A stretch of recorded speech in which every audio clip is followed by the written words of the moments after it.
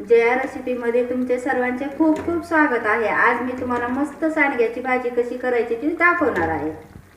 आपल्याला भाजीला काही नसलं तर पटकन सांडग्याची भाजी होते। चला तर आपण आता रेसिपीला सुरुवात करूया।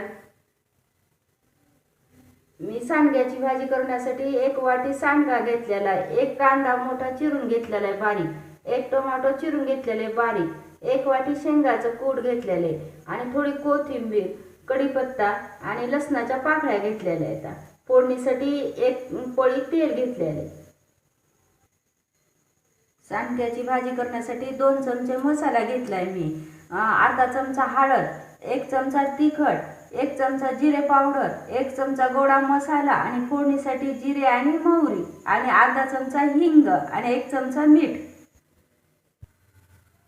कढई गरम करायला ठेवली। आता आपण फोडणीसाठी 1 पळी तेल टाकू। आता आपलं तेल गरम झालेलं आहे, आपण मोहरी टाकू।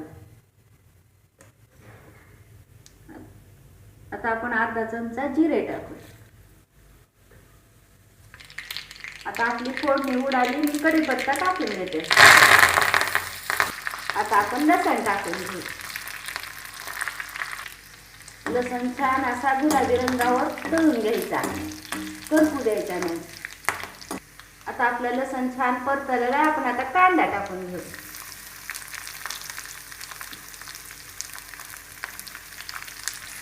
कांदा आपला छान परतून घ्यायचा। आता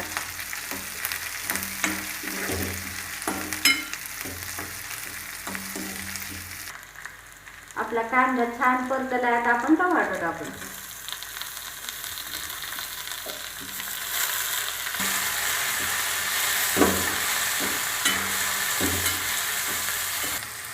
टोमॅटो आता आपलं छान परतले आहे, आता आपण सांडगे टाकू।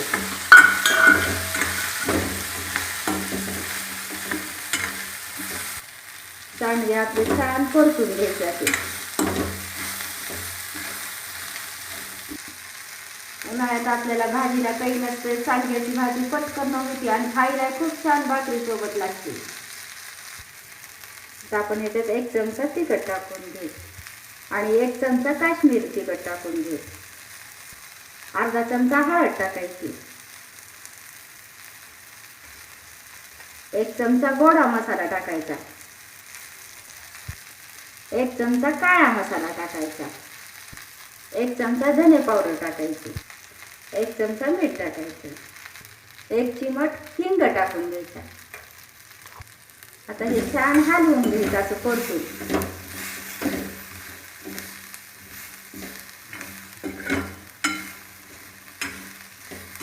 आता आपल्याला 1 ग्लास पाणी टाकायचं। आपल्याला सांडगे शिजण्यासाठी 1 ग्लास पाणी लागते। 1 वाटी आता आपण शेंगदाण्याचं कूट टाकून घेऊ आणि थोडीशी कोथिंबीर टाकू।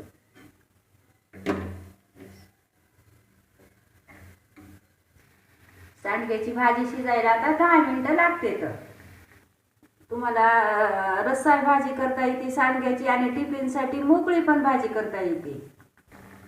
तुम्हाला जर आवडत असली तर तुम्ही चिंच गूळ सुद्धा टाकू शकतात, मी काही टाकला नाही चिंच गूळ। सांडग्याची भाजी आता आपली छान शिजलेली, मी एका कुंड्यात काढून घेते। आता आपण याच्यात कोथिंबीर टाकतोय। तुम्हाला जर माझी सांडग्याची भाजी आवडली असली तर मला कमेंट करून सांगा। व्हिडिओ आवडला असला तर व्हिडिओला लाईक करा। आता पुन्हा भेटू आपण पुढच्या रेसिपीला, तोपर्यंत धन्यवाद।